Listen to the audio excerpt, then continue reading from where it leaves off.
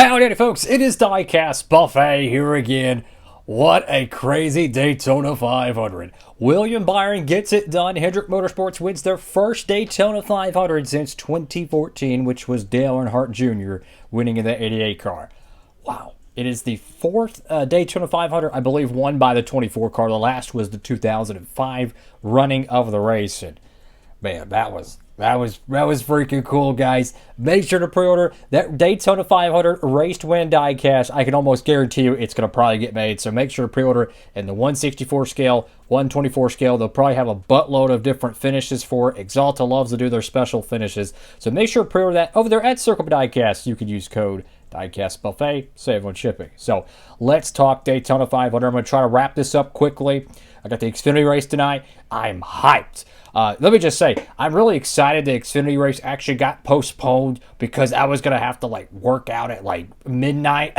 So I was glad it got postponed to later today. I get my workout in and I can watch some NASCAR stock car racing. Anyways, so I'm fired up. I love the Daytona 500. This one was old school and a little new school to me.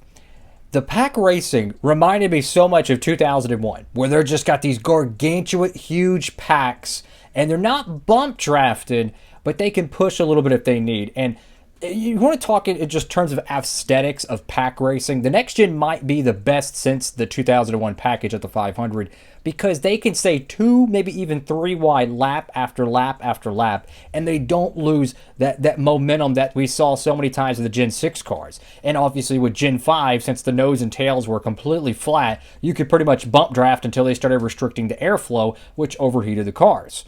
So it really does feel like the 01 500 to me. There was a buttload of green flag racing, hard racing. Let me tell you, I don't understand why they race so hard for stage points. Go to Richmond, go to Phoenix, and race extremely hard for stage points. When you're at the Daytona 500, if William Byron makes one little oopsie-doo, congratulations, you're not winning the Harley Gerald Trophy, right? So I never understood why they race so hard for stages, but fortunately, they did it pretty clean. There was I think it was first caution of the race was lap 6. Pretty gnarly crash for Burton and company, and it was maybe a 6 or 7 car wreck, and they went from that wreck, you had your 2 stage cautions, and it didn't actually have another wreck, if memory serves me correct, till about 10 to go, and boy, it was the big one. 18 cars involved. It was a huge wreck. I mean, they were still 3 wide, 8 rows deep with 10 laps to go. Now, you find a Daytona 500 with that many amount of cars left, about 35 of them, that are on the lead lap, give or take, that can win the Daytona 500. It was fantastic racing. I love watching the crashes and stuff, and I'm going to touch on it here.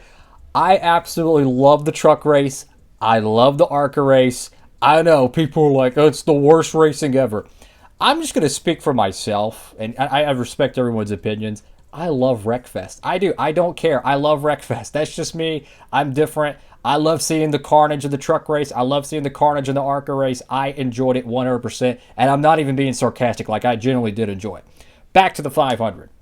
This 500, it felt so weird because it feels like it's Sunday, but it's Monday. Right? I think years and years from now, we're going to look back and we're going to kind of get a little bit of that same feeling as the 2012 500. Not exactly, but a little bit. Because it was a wild weekend. Saturday and Sunday, the rain out. And then Monday, and then they technically even got rained out a little bit on Monday with the Xfinity joint being pushed back. But it was a really good 500, man. You had a huge crash. That thinned the herd.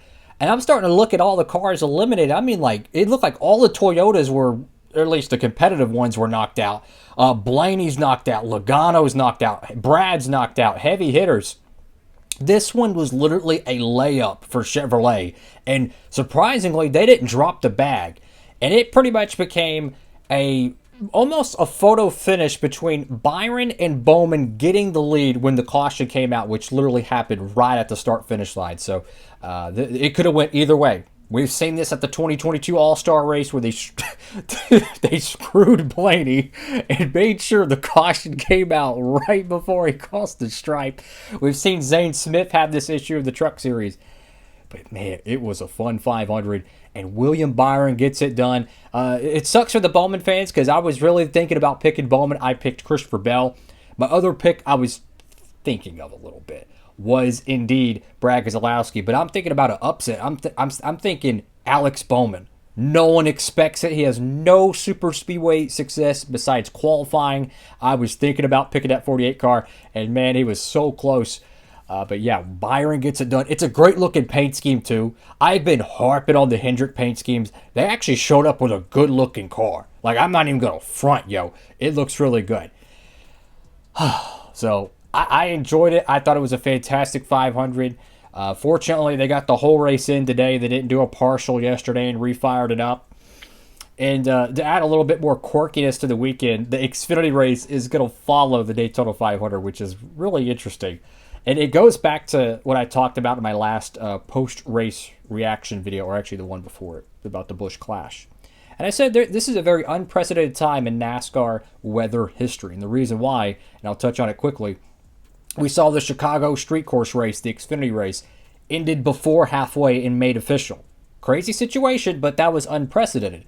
The Charlotte weekend last year, you had the quarter of the Xfinity race ran early on Monday. They stopped, dried the track, ran the Coke 600, and then restarted the Xfinity series. That was unprecedented. And then the Busch Clash this year got moved up 24 hours ahead with a 4-hour notice, give or take. Unprecedented. And then they did this, they did not the same thing, but a similar thing with the ARCA race where they moved it up 24, or more or less, like, I don't know, maybe 15 hours, give or take. So my point is, we're definitely we're seeing a lot of change of the status quo when it comes to NASCAR in terms of their weather patterns. But it does beg the question, will we see a cup race moved in advance when we have weather issues in 2024? And I'm talking about points racing. I think there's a good chance. And I think the determining factor, if I could English, when it comes to if NASCAR is going to move races up in the future rather than just always pushing them back, if they can make more television revenue and have better viewership, moving a NASCAR race ahead, 24 hours or whatnot, for a Saturday race to maybe a Sunday race, or a Sunday race to a Saturday night race, if I could English. I would edit that stuff out, but I'm like, you can see the red on my face. I was fired up watching that 500. I don't feel like editing much right now.